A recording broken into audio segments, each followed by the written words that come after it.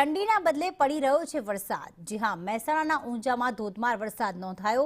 Railway અંડરપાસમાં બંધ કરવામાં આવ્યો છે। એટલું પાણી ભરાઈ ગયું છે। પાણી ભરાઈ જતા અંડરપાસ અવરજવર માટે બંધ કરવામાં આવ્યો છે।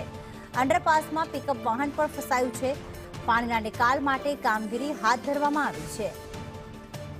મહેસાણાના ઊંઝામાં ભારે પવન સાથે ધોધમાર વરસાદ નોંધાયો છે। ચંદ્રેશ અમારી સાથે જોડાઈ ગયા। ચંદ્રેશ, અંડરપાસ હાલમાં બંધ કરવામાં આવ્યું છે। તંત્ર દ્વારા શું કામગીરી કરવામાં આવી રહી છે પાણીના નિકાલ માટે?